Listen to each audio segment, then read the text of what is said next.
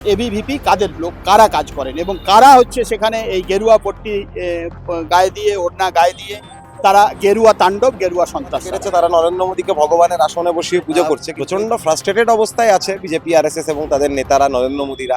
বাংলায় বিজেপি সরকারের ক্ষমতার বয়স মাত্র 3 মাস, কিন্তু এর মধ্যে শিক্ষক থেকে শুরু করে ছাত্রছাত্রী তারা প্রত্যেকেই নিজেদের অধিকার রক্ষার্থে কিন্তু রাস্তায় আন্দোলনে নেমে পড়েছেন। এবং সম্প্রতি যাদবপুরে যে ঘটনা ঘটেছে, এবিভিপির তরফ থেকে ছাত্রছাত্রীদের উপর যে অত্যাচার করা হয়েছে বলে অভিযোগ, তারই বিরুদ্ধে কিন্তু আজ রাইট টু এডুকেশন ফোরাম সংগঠন, তার যে কর্মীরা রয়েছে তারা প্রতিবাদে, শিক্ষার্থীদের অধিকার রক্ষার্থে তারা প্রতিবাদে রাস্তায় নেমেছেন।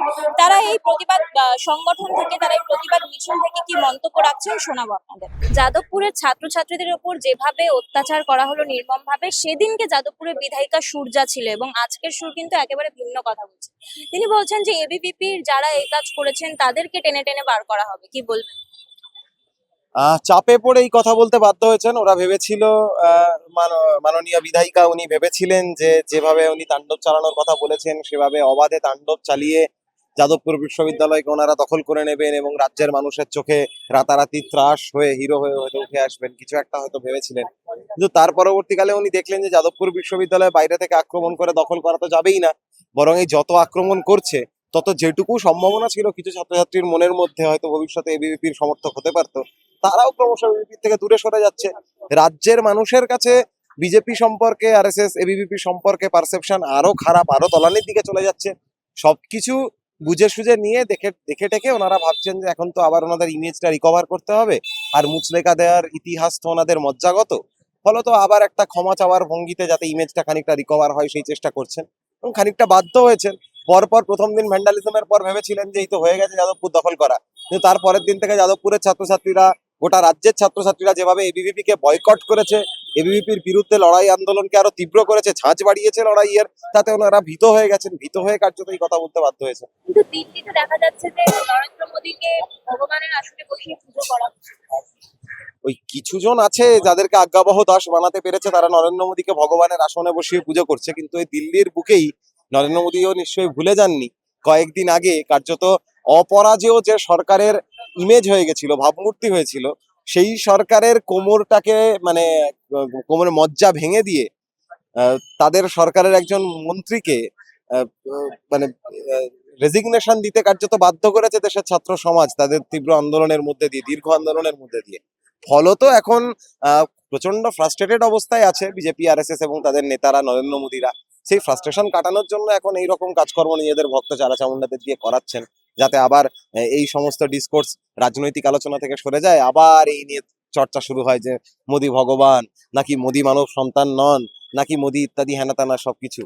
কিন্তু আলটিমেটলি ওনারা হাজার চেষ্টা করলেও আর হিন্দু মুসলমানের রাজনীতি আর অতিরিক্ত ধর্মকে ব্যবহার করে ওনারা যে ফায়দা লোটার রাজনীতি করেন, সেই রাজনীতিতে আর মানুষের মন গলছে না। কারণ মানুষ বুঝে গেছে যে ওরা রাম মন্দির তৈরি করে সেই রাম মন্দিরের প্রণামীর বাক্স থেকে টাকা চুরি করে, ওরা ধর্মটাকে নিজেদের বাণিজ্যিক রাজনৈতিক স্বার্থে ব্যবহার করে। ফলত এখন চেষ্টাগুলো করলেও বিফলেই যাবে, ওনাদের আর কিছু করার নেই। আরেকটি প্রশ্ন আছে যে বামেদের বারংবার হুমকি দিয়ে দেওয়া হচ্ছে বিজেপি তরফ থেকে, বলা হচ্ছে যে দেশ বিরোধী স্লোগান তুললে সার্জিক্যাল স্ট্রাইক দেওয়া। বামেদেরকে বারবার হুমকি দিচ্ছেন, এইটা তো ভালো কথা, কারণ ওনারাও জানেন ওনাদের 1 নম্বর শত্রু কারা, আমরাও জানি আমাদের 1 নম্বর শত্রু কারা।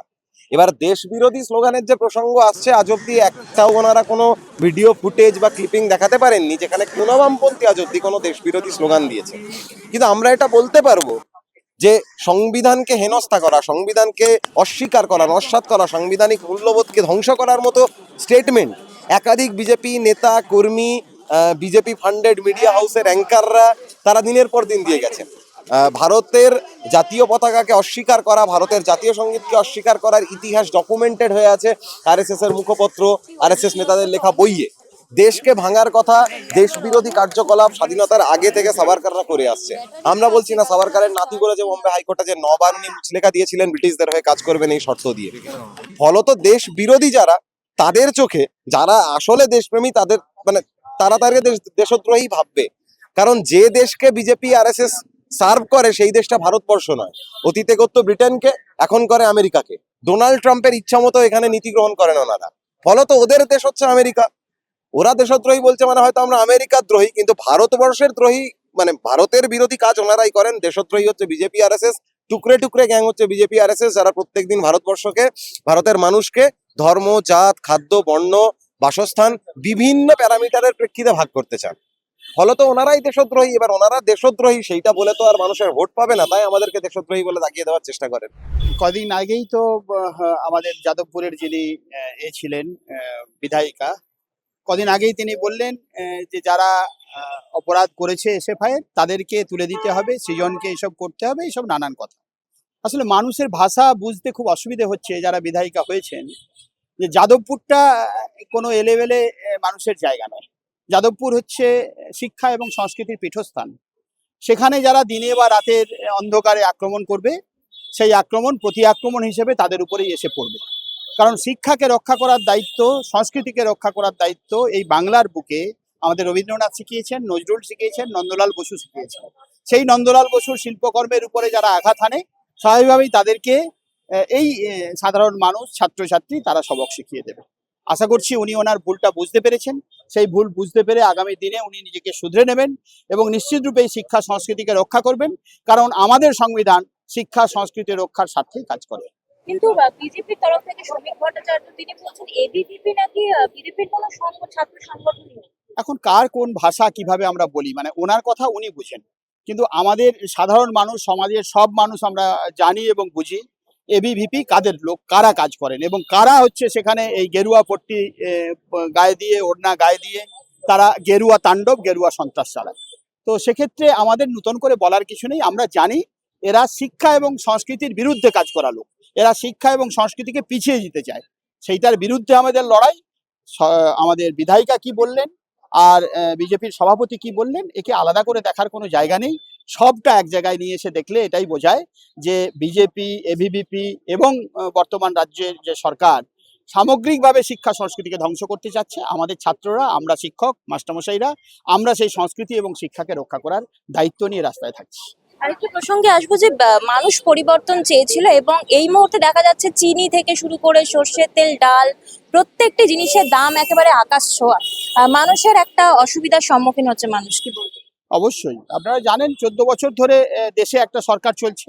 আমাদের রাজ্যে ডবল ইঞ্জিন হয়ে সেটা এলো এবং ডবল ইঞ্জিন আসার পর আমরা দেখতে পেলাম যে বিগত 12 বছর সময়ে যেখানে ভারতবর্ষ চিনির ক্ষেত্রে স্বয়ংসম্পূর্ণ ছিল, এখন তাকে আমদানি করার জন্য নতুন করে ভাবনা বা পরিকল্পনা করতে হচ্ছে। কেন হলো না, ইথানল, E20-র মাধ্যমে ইথানল তৈরি করা এবং ইথানলকে পেট্রোলের সঙ্গে মেশানো। আমাদের জ্বালানিতে স্বয়ংসম্পূর্ণ হওয়ার ক্ষেত্রে যে ভাবনা, আমি ভাবনাকে অস্বীকার করছি না, কিন্তু তার জন্য তো পরিকল্পনা করতে হবে। কারো ছেলেকে পাইয়ে দেওয়ার জন্য যদি এই 14 বছরের সরকার একটা ভাবনা চিন্তা করে মানুষের সম্পদকে লুট করতে চায়, সেই লুটের বিরুদ্ধে মানুষ স্বতঃস্ফূর্তভাবে আবার রাস্তায় নামবে। আপনারা দেখছেন জেনজিরা তারা ইতিমধ্যেই শিক্ষা বাঁচানোর লড়াইয়ে নেমে পড়েছে। আগামী দিনে এই যে দ্রব্যমূল্য বৃদ্ধি, তার বিরুদ্ধে জেনজিদের সঙ্গে আমরা শিক্ষকরা থাকবো, কারণ ওরা আমাদেরই ছাত্র, আমাদেরই সন্তান। আগামী দিনে লড়াই আরো তীব্রতর হবে। ডবল ইঞ্জিনকে আমরা বুঝিয়ে দেবো যে এই মুহূর্তে দাঁড়িয়ে গোটা ভারতবর্ষের উপরে যে স্টিম রোলার চালাতে চাইছে, সেই রোলারটা তারা চালাতে পারবে না। হেডমাস্টার মশাই বা হেডমিস্ট্রেস বসে আছে, সবাইকে সেন্সাসের কাজে নিয়ে গেছে। এটা একটু দেখুন, কারা পড়াবে। আর বিশ্ববিদ্যালয়গুলোতে ক্রমাগত কাজ চলে, পড়াশুনো, গবেষণা, সেমিনার, বিদেশ থেকে অনেকে আসেন। এইরকম অবস্থায় যাদবপুর বিশ্ববিদ্যালয়ে যেটা হলো, এই আক্রমণের পরের দিন পরীক্ষা ছিল, পরীক্ষা হলো না। কাজেই আমার রেগুলার যে কাজকর্মগুলো, সেগুলো তো সেটা তো আমাদের এগুলো ব্যর্থ হয়ে যাচ্ছে এবং আমরা এই কাজগুলো করতে না পারলে আমরা শিক্ষক যারা রয়েছি তারা কি করব, তারা কিভাবে কাজ করব? আমরা বলছি তার থেকে বরং অর্ধেক হয়ে গেছে, রিক্রুটমেন্ট করুন, টিচার নেই, পরিকাঠামো বাড়ান, ছাত্রছাত্রীদের পড়াশোনার সুবিধা করে দিন। সরকার তো এই কাজগুলো করবার কথা। কাজেই এই কাজগুলো সরকারের কাছে আমরা বলছি এদিকে মন দিন, আক্রমণ না করে এদিকে মন দিন।